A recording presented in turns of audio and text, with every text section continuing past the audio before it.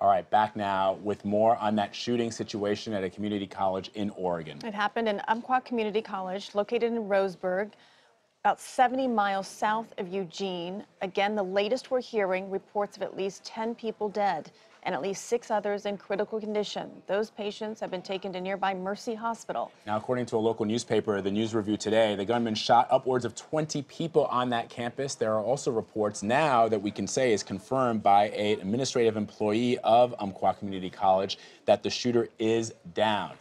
We want to get straight to Ron Hosko. He is a former assistant director of the FBI, and he joins us on the phone now. Ron, thanks for being with us. You know, given that the information right now is scant, what can you tell us about what police are doing in a situation like this? Well, among the top priorities right now, apart from neutralizing the shooter, taking him into custody, eliminating the threat in some way, we'll be trying to work backwards and understand motivation and capability. That is, were there indicators? What was the person's motivation? Was this a fight, an argument that started in a workplace setting, or is this a student versus teacher triggered event? Is it mental health and mental illness? So what were the drivers? Was this a single person involved, or were there co-conspirators or aiders and abettors? Is there some other bigger plot? And of course, are there other existing threats right now?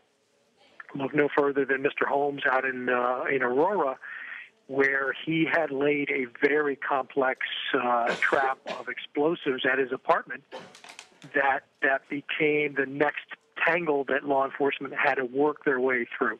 So there's a lot of activity going on right now.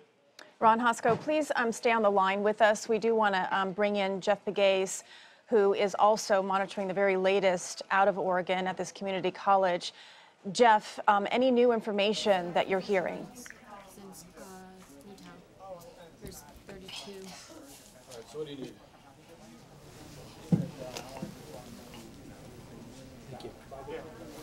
If we can bring in Jeff Pegues one more time.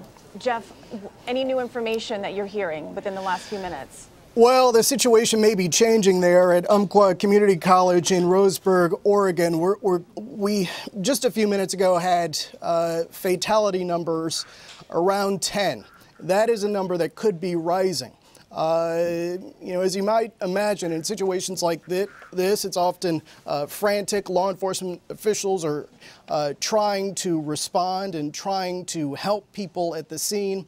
And so we're trying to get an accurate number of how many fatalities there have been in this shooting at this community college in Oregon.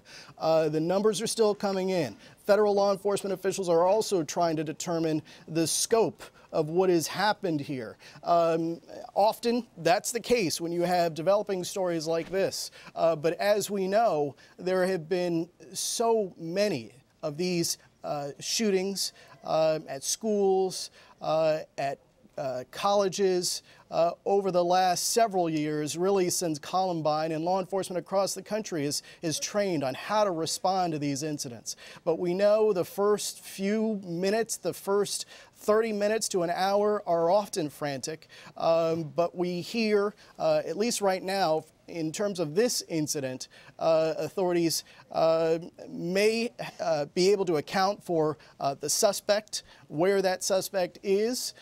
So that is certainly a positive development when it comes to containing the situation. But we're still trying to get information on the scope, the number of fatalities, as well as the number of injuries. Let me bring in our former assistant director of the FBI, Ron Hosko, who is on the phone with us. Ron, as Jeff points out, we've seen a number of these incidences across the country ever since Columbine, but even going back to Charles Whitman at the University of Texas back in the 60s. And I wonder, as Jeff points out, law enforcement has been able to neutralize the situation at a fairly rapid pace since Columbine. But what can law enforcement do, and what has law enforcement been doing to prevent these kinds of attacks? Because it appears that these schools are increasingly soft targets.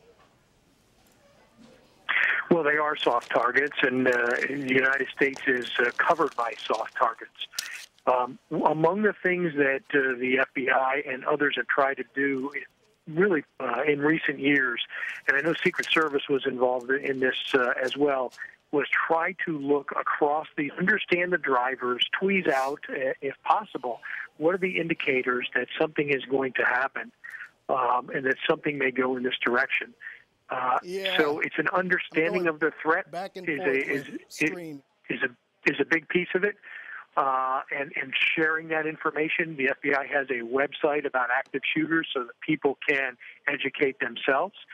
And among the other things they're trying to do is not only sharpen and refine the police response to these incidents, again, which is involved training of thousands of first responders across the country, but also handing out bits of personal information or information that would help somebody in an active shooter event where you start to hear gunshots.